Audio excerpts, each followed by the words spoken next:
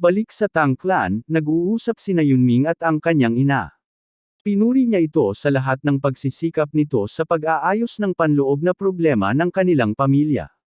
Bagamat aminado ang kanyang ina na nakakapagod ang pagbabalik sa liderato matapos ang mahabang panahon, hindi siya sigurado kung nagawa niya ng maayos ang lahat. Para kay Yunming, mahusay ang kanyang ina, ngunit may isang bagay na bumabagabag sa kanya. Tinanong niya kung pinigilan ng kanyang ina ang paggamit ng kanyang kapangyarihan tulad ng dati. Hindi nagulat ang kanyang ina na napansin ito agad ni Yunming, lalo na't mayroon itong karanasan sa mga ganitong bagay. Ngunit para kay Yunming, ito pa rin ay isang impeccable suppression. Sinabi niya sa kanyang ina na ngayong nasa fire realm na ito, hindi na kailangang itago ang kapangyarihan. Ipinaliwanag ng kanyang ina na hindi lang ito simpleng pagtatago ng kapangyarihan, ang kanyang ginawa ay ang sikreto ng kanilang pamilya, ang tinatawag na vein sealing concealment. Hinimok din ng kanyang ina na matutunan ni Yunming na itago ang kanyang mga kakayahan.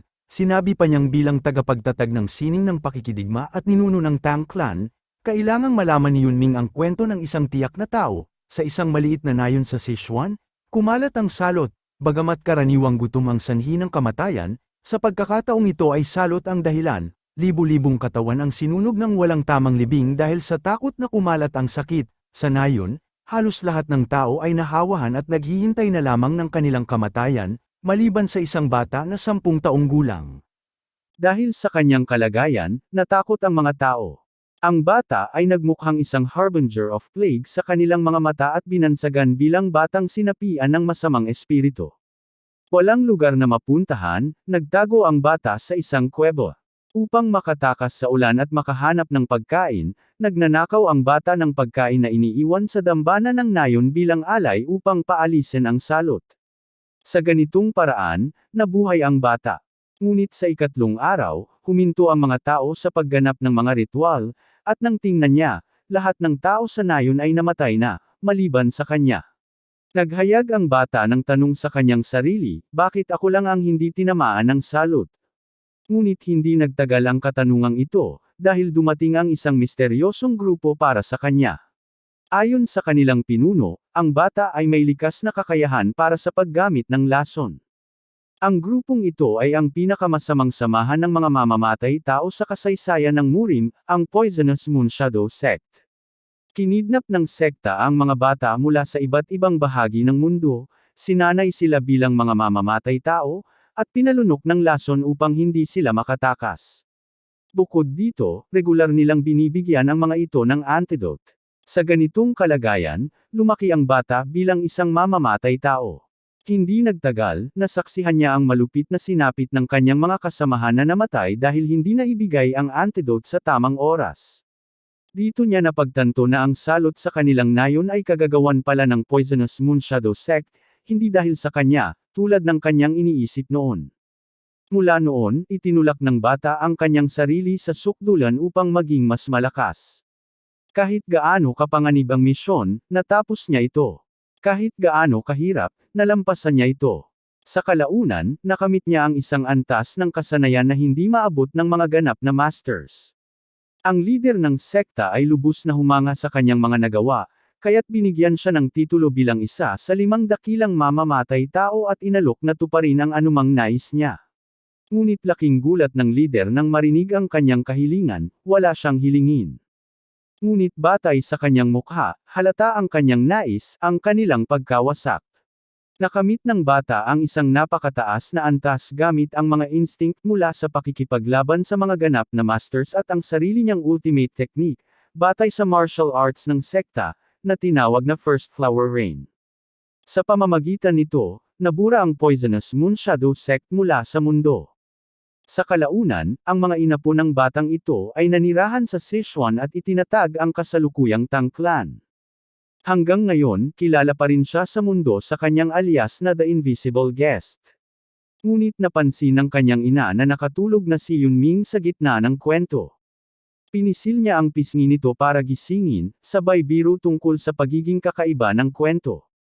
Halos nagising na si Yunming, kaya't tinanong niya ang kanyang ina kung ano ang koneksyon ng kwentong iyon sa vein sealing concealment. Ipinaliwanag ng kanyang ina na ang sekta ng lason ay maraming masters sa Fire Realm, Kabilang na ang 5 dakilang mamamatay tao at ang kanilang makapangyarihang lider. Sinabi niya na ang sikreto ng kanyang tagumpay laban sa kanila ay matatagpuan sa teknik na iyon. Agad na tinanong ni Yunming kung ang teknik bang iyon ay ang tinatawag na flower rain of the sky, isang teknik na napakakaunting tao ang kayang salagin, kung saan ang dami ng kalaban ay nawawala ng halaga. Tumango ang kanyang ina at sinabing tama ang sinabi ni Yunming, ngunit may isang bagay na mali. Ang flower rain of the sky ay hindi simpleng martial arts para sa mga nakatagong sandata, ito'y martial arts na kumokontrol ng enerhiya. Nagulat si Yunming at humingi ng kumpirmasyon. Ito ba talaga ay martial arts na kumokontrol sa enerhiya imbes na mga nakatagong sandata? Tumango ang kanyang ina at ipinaliwanag na ang mga labanan sa Fire Realm ay palitan ng enerhiya. Kapag umatake ang kalaban gamit ang enerhiya, kailangang depensahan ito gamit din ang enerhiya. Sinabi rin niya na ang karaniwang teknik sa nakatagong sandata ay hindi makakapenetrate sa body protecting energy ng isang Fire Realm Master. Dito naisip ni Yunming na may punto ang kanyang ina, kahit gaano karami ang mga nakatagong sandata, tatalbog lang ang mga ito dahil sa proteksyon ng enerhiya. Ayon sa kanyang ina, ang enerhiya ay sinasalungat lamang ng isa pang enerhiya. Kaya kung daan-daang nakatagong sandata ang balutan ng enerhiya upang bumuo ng isang bagyo, kahit na may body protection, imposibleng harapin ang daan-daang energy attacks. Ang teknik na ito ay ang ultimate attack na ginawa upang harapin ang mga halimaw sa Fire Realm. Ngunit may isang bagay na bumabagabag kay Yunming, paano posible na mapanatili ang napakaraming enerhiya sa loob ng katawan? Napansin ng kanyang ina ang iniisip ni Yunming, siguro nga obsessed ako sa kanyang ina. Sa anumang kaso, ipinaliwanag niya na ang sagot ay nasa vein ceiling concealment. Ang pangunahing prinsipyo ng teknik na ito ay ang pag-compress ng lahat ng internal energy na dumadaloy sa mga meridian, at pagtuon nito sa isa sa 12 pangunahing meridian. Sa pamamagitan ng true energy, hinaharangan ang daloy ng internal energy at ini-seal ito sa loob ng meridian. Sa ganitong paraan, ang internal energy ay hindi dumadaloy at natatakpan ng true energy. Ang pamamaraang ito ay nagagawa pang linlangan ang mga mata ng isang Fire Realm Master na kayang makita ang daloy ng internal energy. Gayunpaman, dahil hindi magagamit agad ang nasil na internal energy, pansamantalang bababa ang kapangyarihan ng gumagamit. Ngunit sa tulong ng naipon niyang karanasan at kaalaman, madali itong maibabalik sa pamamagitan ng paulit-ulit na proseso. Kung masil ang internal energy sa lahat ng 12 meridian, ang true energy na pumoprotekta sa internal energy ay magtatagpo at lilikha ng panibagong protection na layer na tinatawag na Dragon Scale. Ang proteksyong ito ay hindi lamang hihigit sa karaniwang body protecting energy, kundi ang lakas nito ay maihahambing pa sa aktwal na mga kaliskis ng dragon.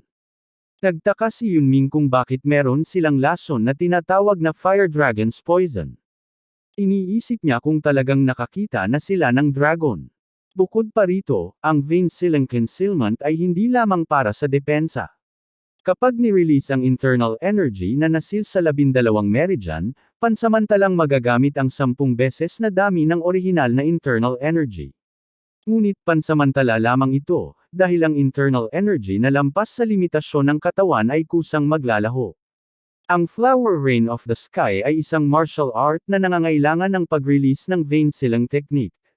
Subalit, ilang mahahalagang detalye ng teknik na ito ang nawala matapos ang pananakop ng Demon Lord. Ang iba pang mga detalye na ipinapasa lamang sa salita ay nawala rin nang biglaang namatay ang 2 elder. Tumawa si Yunming habang iniisip na siya ang may kasalanan, ngunit naniniwala ang kanyang ina na makukumpleto niya ang Flower Rain of the Sky dahil ipinagmamalaki siya nito bilang anak. Ako kaya ang bagong tatay ni Yunming. Joke lang. Sa kabila nito, labis ang saya ni Yunming sa papuri ng kanyang ina. Sinabi niya na bilang anak ng Poison Phoenix, wala siyang hindi kayang ma-master. Kaya't natanggap ni Yunming ang vein ceiling concealment mula sa kanyang ina. Iniisip ni Yunming na ang pinakamahusay na paraan upang makabawi ng internal energy matapos ang vein ceiling ay sa pamamagitan ng pag-inom ng lason. Para sa iba, maaaring delikado ito, ngunit para sa ating adik, parang milagrosong elixir ito. Dahil dito, hindi na niya kailangang dumaan sa proseso ng muling pagtatayo ng internal energy. Kaya naisip niyang magtanong kay On kung maaari siyang gumawa ng ilang lason para sa kanya. Habang iniisip ito, dumating ang isang gwardya upang ipaalam na may bisita siya. Ang kanyang kaibigan, si Mio, ay nandoon upang makita siya. Kahit pa sinabing nagtatrabaho siya, nagpilit si Mio na makapasok. Bigla itong pumasok sa kwarto, at kahit simpleng makeover lang ang kailangan niya, alam ng lahat na magiging maganda siya. Naguluhan si Yunming kung bakit hinihingal si Mio. Ipinaliwanag niya na kung magpapatuloy ito, mamamatay ang kanyang kapatid, na labis na ikinabigla ni Yunming. Tinanong niya kung bakit hindi na lamang siya dumiretso sa doktor. Sa pagitan ng mga hikbi, sinabi ni Mio na nakonsulta na niya ang maraming doktor, ngunit hindi ito kayang lunasan ng gamot o teknikal na pamamaraan ng medisina. Literal na natulala si Yunming, parang tayong lahat kapag may exam. Tinanong ni Yunming kung may internal injuries ang kapatid ni Mio. Naiyak si Mio at sinabing ang kanyang kapatid ay nagdurusa mula sa N9 severed meridians, isang terminal na kondisyon. Ayon kay Yunming, mayroong isang lugar na tinatawag na Northern Sea Ice Palace, malapit sa Blazing Sun Palace. Ang peculiar sect na ito ay gumagamit ng terminal na kondisyon bilang bahagi ng kanilang mga sining. Ang mga martial artist mula sa lugar na iyon ay nagsasanay ng ice arts, na parehong itinuturing na kasanayan at pagpapala para sa mga ipinanganak na may extreme yin energy. Gayunpaman, para sa mga hindi nagsasanay ng ice arts, nagdurusa sila mula sa mga terminal na kondisyon. Napagtanto ni Yunming na ang pamilya ni Mio ay mga inapo ng sect na ito. Ayon kay Mio, sila ay mga inapo ng mga unang pamilyang nag-asawa sa Tang family, ang pinakamakapangyarihang pamilya noong panahon iyon. Bagaman ang ice arts ay makakalayo mula sa mga terminal na kondisyon, walang sinuman sa Sichuan Tang family ang nag-aaral nito dahil ang kanilang espesyalidad ay nakasentro sa mga lason at nakatagong armas. Bukod dito, ang impormasyon tungkol sa Ice Palace martial arts ay nawala na sa paglipas ng panahon. Ang kondisyong ito ay namamana at lumalabas lamang kada ilang dekada, na isang kalunos-lunos na sitwasyon. Naisip ni Yunming na maaaring may paraan upang malutas ito. Nang makarating sila sa bahay ni Mio, ang lugar ay literal na nababalot ng yelo. Pagpasok nila, biglang umiyak si Mio dahil lalong lumala ang kondisyon ng kanyang kapatid mula nang iwan niya ang bahay. Ganap nang naging yelo ang kanyang kapatid. Napansin ni Yunming na ang lamig ng silid ay sapat na upang mag-freeze, higit pa sa inaasahan niya. Ipinaliwanag ni Yunming kay Mio na hindi niya maipapangako ang kaligtasan ng buhay ng kanyang kapatid. Taking gulat ni Mio at halos nawala ng pag-asa. Ipinaliwanag ni Yunming na ang kapatid niya ay nasa estado ng pagbabara ng lahat ng kanyang kamalayan upang ituon ang natitirang enerhiya sa kanyang mga ugat. Akala ni Mio na wala na talagang pag-asa, ngunit nabago ang kanyang reaksyon nang sabihin ni Yunming na may paraan upang artificial na ilabas ang lamig mula sa katawan nito. Gayunpaman, binalaan niya si Mio na ang proseso ay delikado. Kapag hindi nakaayon-ming ng kapatid niya ang proseso, o kung hindi niya makontrol ang lamig, maaaring ikapahamak ito ng lahat. Iniwan niya kay Mio ang desisyon. Naalala ni Mio na wala na silang ibang opsyon, kaya nagpasya siyang ipagkatiwala ito kay Yunming. Sa susunod na eksena, nagtataka si Mio kung bakit kailangan nilang habaran ang kapatid niya. Ipinaliwanag ni Yunming na ang mga damit ay sagabal sa pag-alis ng lamig mula sa katawan. Kaya, ang ating Chad ay handa nang mag-infuse ng enerhiya direkta sa ulo ng pasyente upang alisin ang lamig mula sa siyam na meridian. Nagsimula si Yunming sa glabella at matagumpay na naalis ang lamig doon. Gayunpaman, habang nagpapatuloy siya, ang lamig ay lumalakas ng husto. Ang susunod na meridian ay ang puso, ngunit upang maabot ito, kailangan niyang hawakan ang medyo delikadong bahagi. Sa kabila ng pagkaasiwa, ipinagpatuloy niya ang proseso at sinubukang alisin ang lamig mula sa puso. Biglaang tumaas ang intensity ng lamig, hanggang sa hindi na halos makayon-ming ni Yunming ang proseso. Hindi bumababa ang lamig, at maging ang paligid ng bahay nila ay parang naging isang, cheap version ng Everest. Si Mio ay natakot nang makita na ang kalahati ng katawan ni Yunming ay naging yelo. Mukhang katulad ito ng mga eksena sa nanomachine. Kahit na nasa panganib si Yunming, nagawa niyang alisin ang lamig mula sa 6 na meridian. Ngunit ang laban ay hindi pa tapos.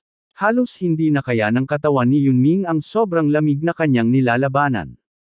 Kapag ipinagpatuloy niya ito, malamang ay magye-yellow siya hanggang mamatay. Habang iniisip kung ano ang gagawin, naalala niya ang sinabi ng lolo ni On mula sa Medicine King Hall, ang dahilan kung bakit ang poison at spirit pill ay magkakaugnay ay dahil ang medicine at poison ay magkatulad. Nagiging lason lamang ito kapag sumobra sa kakayahan ng katawan. Kahit ang sobrang yang energy sa katawan ay nagiging lason kapag lumampas sa limitasyon nito. Napagtanto ni Yunming na ang sobrang lamig na kaya niyang maramdaman ay maituturing na lason. Ginamit niya ang poison purification art, at nagsimula ng mag-react ang kanyang katawan. Habang mas maraming malamig na enerhiya ang naaalis, mas nagiging matindi ang pagtutol ng lamig. Ngunit dahil kinikilala na ito ng kanyang katawan bilang lason, unti-unti itong kinakain ng kanyang poison purification art. Sa wakas, unti-unting nawala ang lamig sa katawan ng kapatid ni Mio. Nagising siya at napansin ang kamay ni Yunming sa kanyang tiyan, dahilan upang siya'y mapahiya. Bigla niyang napansin si Mio na umiiyak, kaya't nagsimula silang dalawa na magyakapan at umiyak. Matapos ang emosyonal na tagpo ng magkapatid, tinanong ni Miso, ang kapatid ni Mio, kung si Yunming ba ang nagligtas sa kanya. Kumpirmado ito ni Mio, ngunit nagtataka siya kung bakit nasa tiyan pa rin ng kanyang kapatid ang kamay ni Yunming. Ipinaliwanag ni Miso na nakatuon ang konsentrasyon ni Yunming, kaya mas mabuting hayaan muna siya. Samantala, iniisip ni Yunming na ang malamig na enerhiya ay parang isang miracle drug.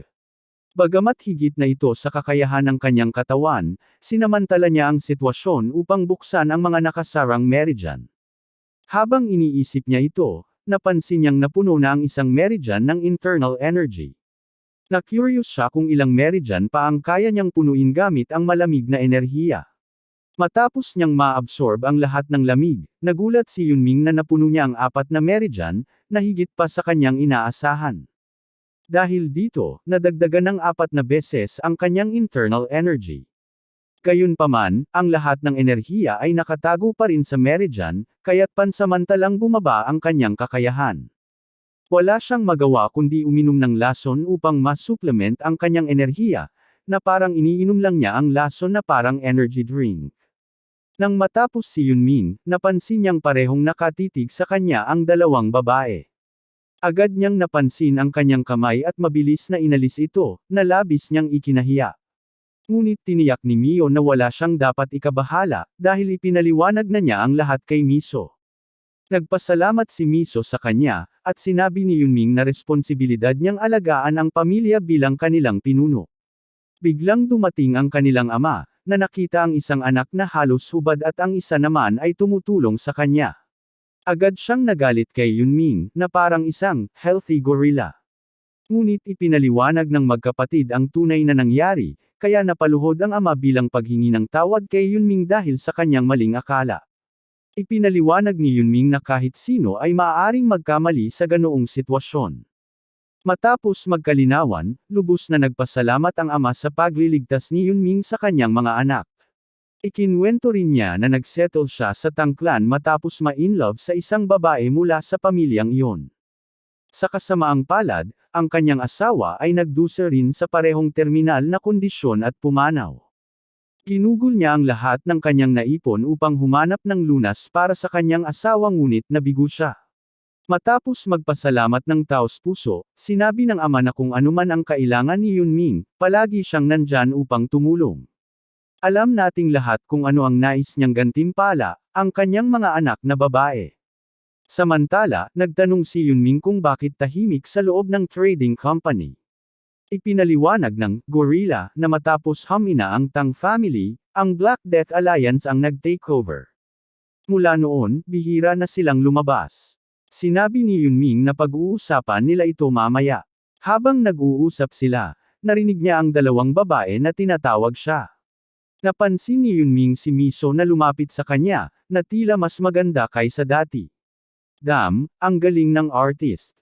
Sinabi ni Miso na hindi nila makakalimutan ang ginawa niyang pagliligtas. Sa kabila ng kanyang tapang, tila napapahiya si Yunming sa harap ng kanyang waifu.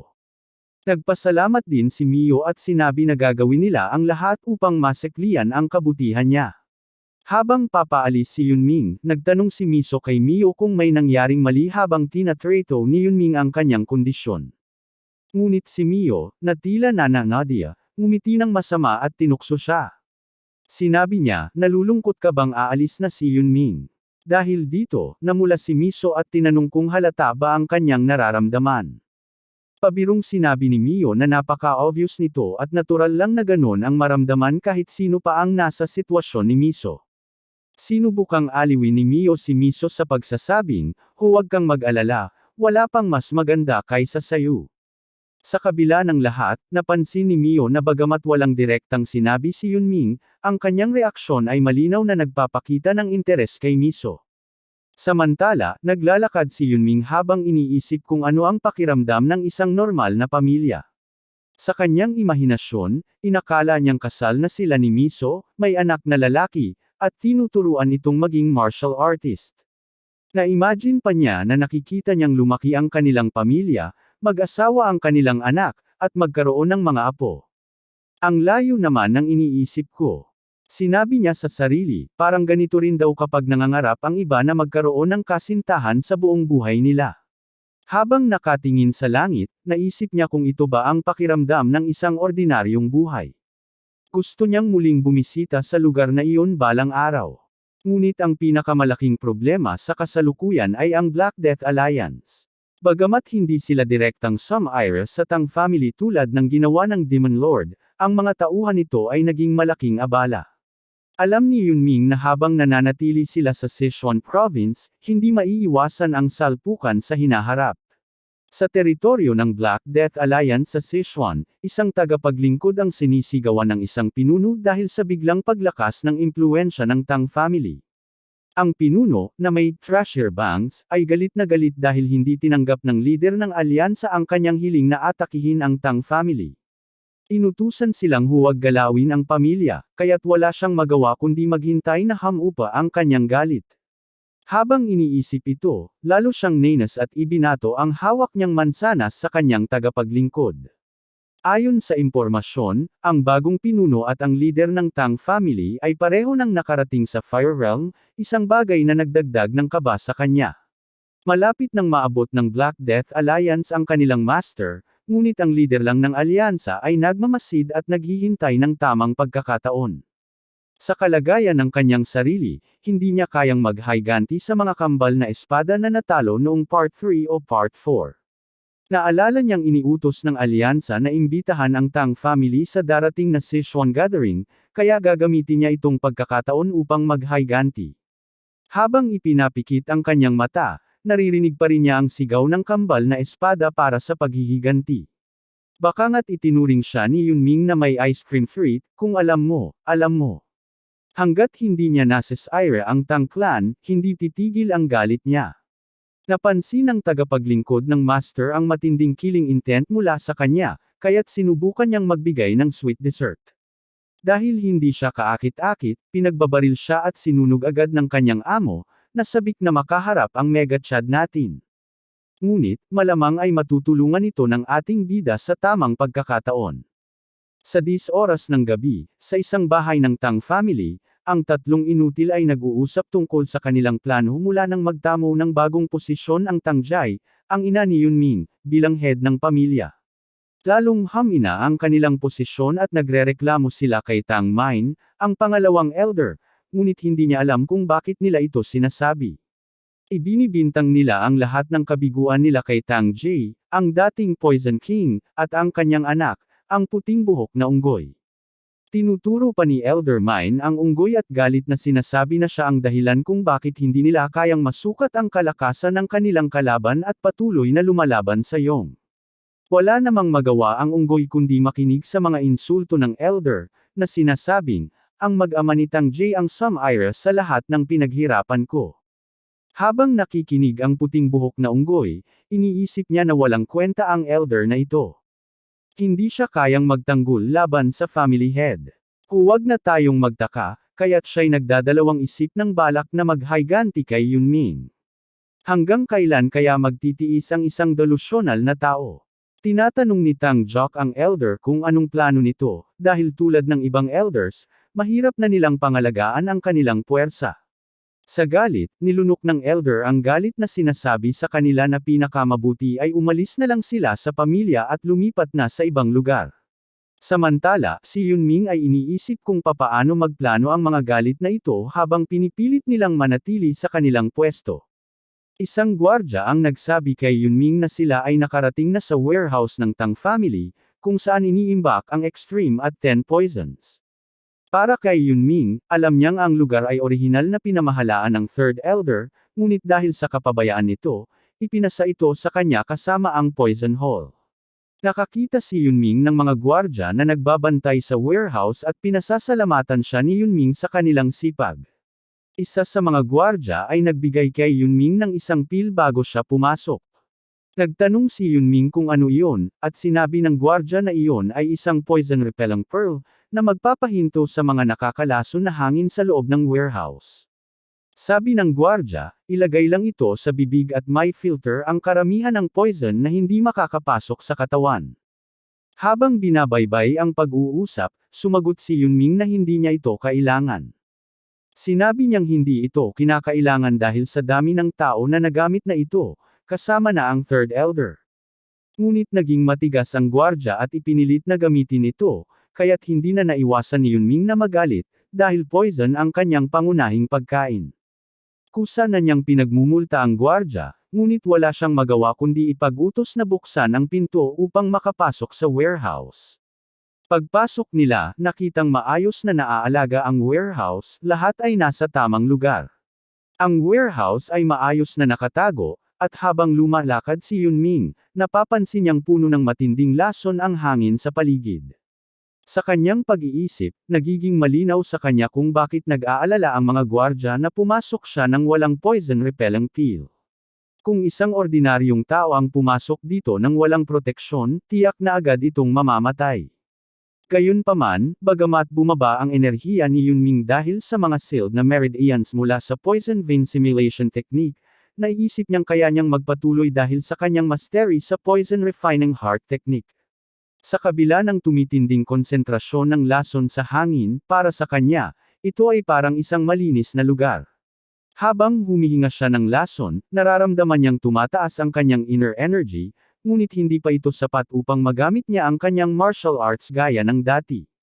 Sa kanyang patuloy na pagsusuri, napag-isip ni Yunming na marahil ay kailangan niyang kumonsumo ng isang bagay na katumbas ng 10 poisons. Ayon sa regulasyon ng pamilya, maaari niyang gamitin ang 10 poisons para sa consumption, kaya nagdesisyon siya na hanapin ang recipe at ipagawa ito kay On. Subalit, habang iniisip ito, napansin niyang may kakaibang bagay sa pader. Naisip ni Yunming na may kakaibang nangyayari, kaya ginamit niya ang kanyang inner energy upang masusing pag-aralan ang daloy ng hangin sa gitna ng kwarto. Nagmukha itong distorted, na tila may formation na inilagay dito. Agad na nagdesisyon si Yunming na suriin ito. Paglalagay ng kanyang kamay sa formation, napansin niyang may mali. Ginamit niya ang kanyang dagger at pinuno ito ng inner energy. Isang mabilis na pagsaksak, at nahati ang formation. Sa pagkabigla niya, napansin niyang may mahabang pasilyo sa likod nito, at sa pasilyo ay may nakasulat na, prohibited, sa mga talisman. Matapos niyang pagmasdan ito, naisip ni Yunming na hindi ito gawa ng Jiggle family, kundi ng isang magician's formation. Ayon sa mga natutunan ni Yunming mula sa kanyang nakaraang buhay, ang kanyang master ay may koneksyon sa ilang mga magician.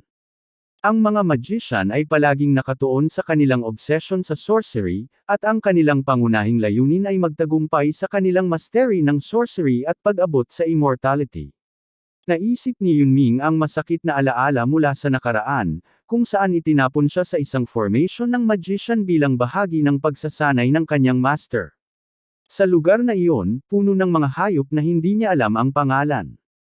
Habang iniisip ang lahat ng ito, napagtanto ni Yunming na hindi tulad ng kanyang master, ang mga tao sa Tang family ay malamang na may isang bagay na nagpapalakas sa interes ng isang magician. Ang lason ay sobrang lakas na tumatagas pa rin kahit na ang mga talisman ay nagsisilbing panangga. Ipinapakita nito na mayroong isang bagay sa loob na may kakayahang magdulot ng kamanghamanghang lakas ng lason. Masaya si Yunming dahil ang plano niya ay isulat ang mga recipe ng 10 poisons, ngunit ang nadiskubre niyang formation at ang posibilidad ng mas malalim na lihim ay mas interesante. Habang patuloy na umuusad sa pasilyo, may narinig siyang tinig mula sa pinakadulong bahagi ng kwarto.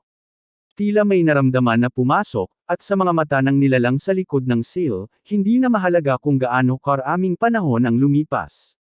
Ang mahalaga ay mailabas siya sa huli ng pasilyo.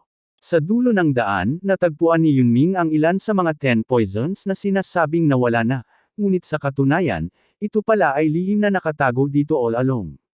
Sa tabi ng jar, may isang malaking sisidlan na pinalibutan ng mga talisman na nagpapakita ng masamang presensya. Nang ilagay ni Yunming ang kanyang kamay sa sisidlan, naramdaman niyang may malakas na rebound. Ang lakas ay hindi basta-basta, kaya't mukhang mas mahirap basagin ito kaysa sa karamihan ng mga formations. Ngunit para kay Yunming, hindi ito mahirap, basta't maingat niyang gupitan ang bawat isa sa mga talisman. Habang tinatanggal ang mga talisman sa paligid ng jar, iniisip ni Yunming na kailangan niyang putulin din ang mga talisman na nakalagay sa mismong jar. Ginamit niya ang isang serye ng mabilis na galaw upang tapusin ito. Bagamat ang inner energy ni Yunming ay bumaba dahil sa poison vein simulation technique, hindi ito naging hadlang.